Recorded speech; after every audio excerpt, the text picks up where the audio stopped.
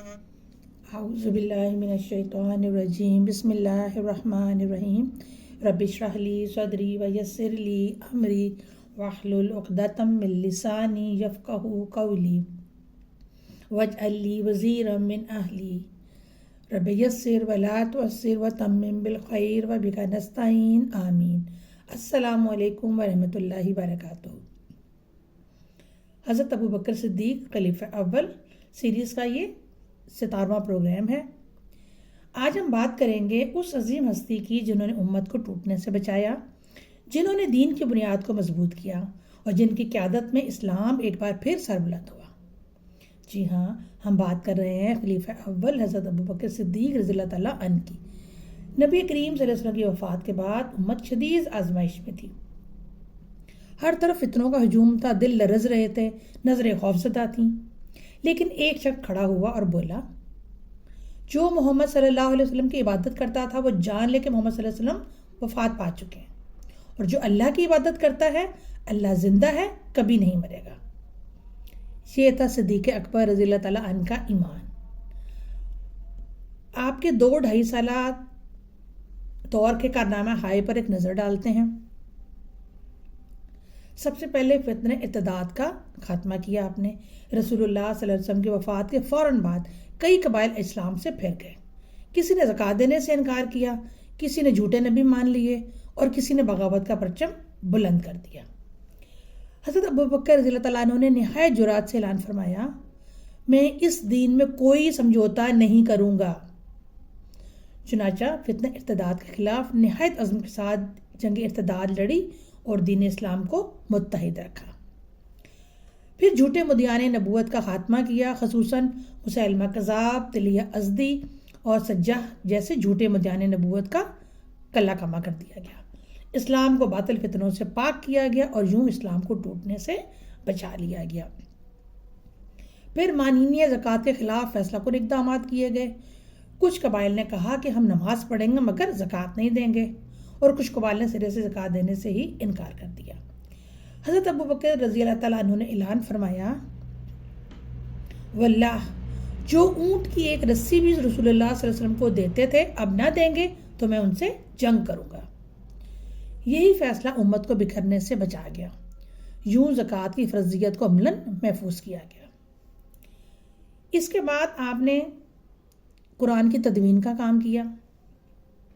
جنگ یمامہ میں حفاظ کرام کی بڑی تعداد شہید ہوئی تو حضرت عمر رضی اللہ تعالیٰ عنہ نے مشورہ دیا کہ قرآن کو ایک جگہ جمع کیا جائے۔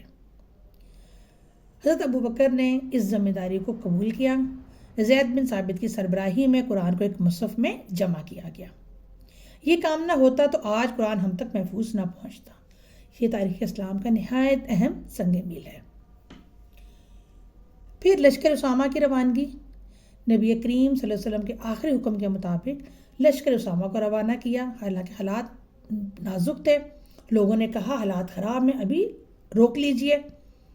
آپ نے فرمایا، وہ جھنڈا جو رسول اللہ صلی اللہ علیہ وسلم نے باندھا ہے ابوبکر نہیں کھولے گا۔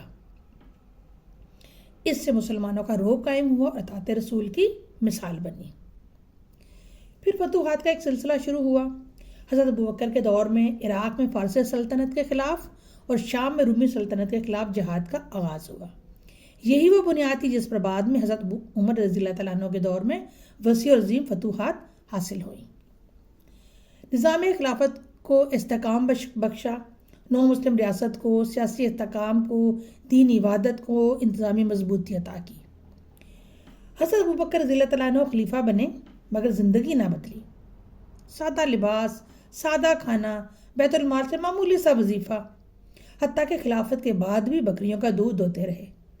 اور آپ نے فرمایا، میں تمہارا خادم ہوں، تمہارا مالک نہیں۔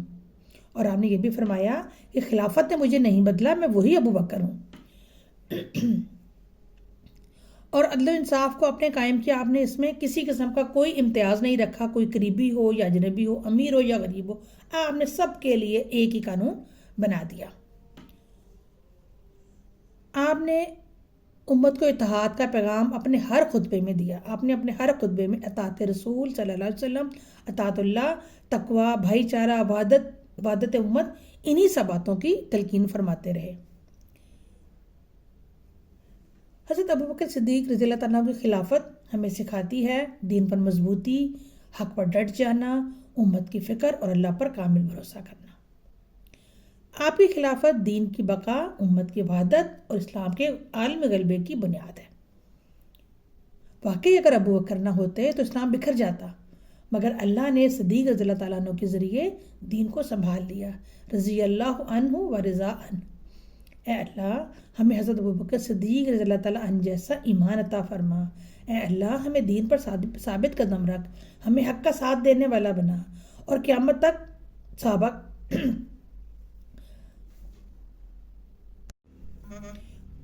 قیامت میں صحابہ رضی اللہ تعالیٰ عنہ کے ساتھ اٹھانا۔ آمین یا رب العالمین۔ سبحانک اللہم و بحمدک، اشہد ان لا الہ الا انت، استغفرک و اتوب الیک۔ السلام علیکم ورحمۃ اللہ وبرکاتہ۔ آپ کو ہماری یہ ویڈیو اچھی لگی ہو تو اسے لائک اور شیئر ضرور کیجیے گا۔